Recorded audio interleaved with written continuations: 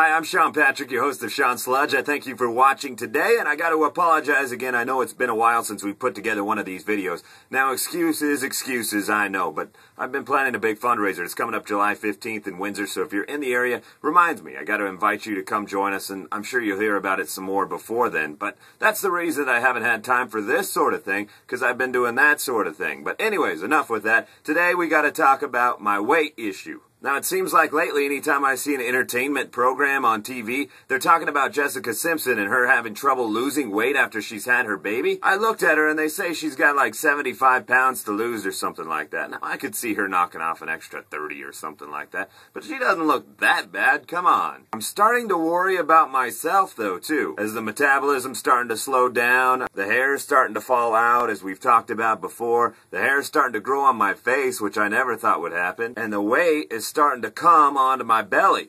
Now, I know what you're thinking. Everyone tells me this. Oh, Shawn, shut up, you're skinny. I wish I had that body like you. Now, seriously, I'm one of those guys I like to call a skinny fat kid.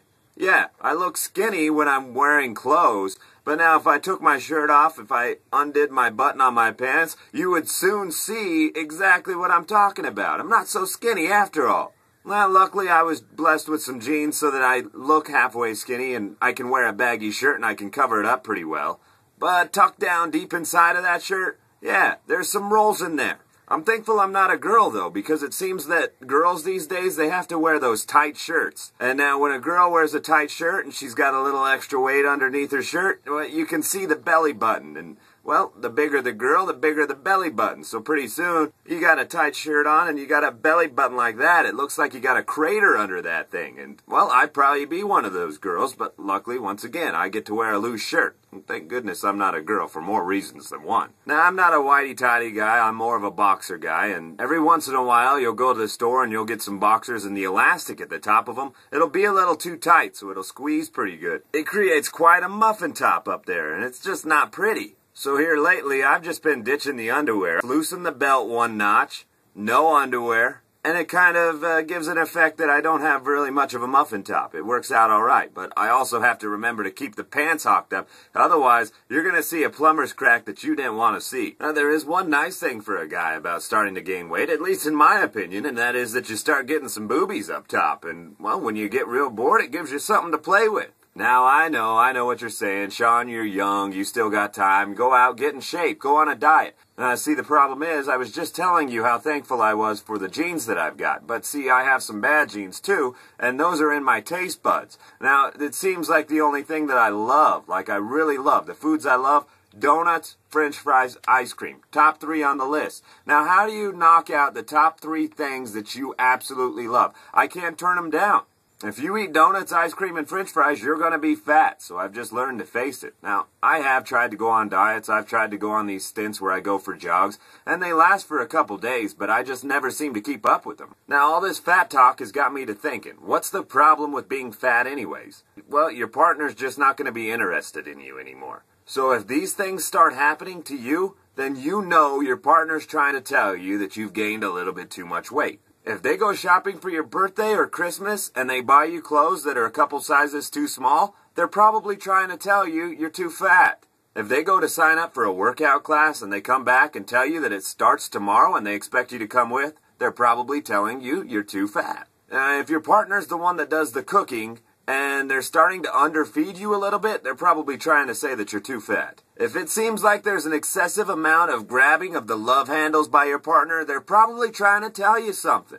And if your partner keeps pulling out photos from way back when you looked real good and keeps saying how they miss those times, they could be trying to tell you that you're too fat. And finally, if your partner keeps trying to get you to go to places where you must wear a swimsuit and you really don't want to, they're either trying to tell you you're too white or too fat, or too white and too fat. Now, hey, I know what you're thinking. Who is this skinny guy? Because that's what you're thinking. You're thinking I'm skinny. I know you are.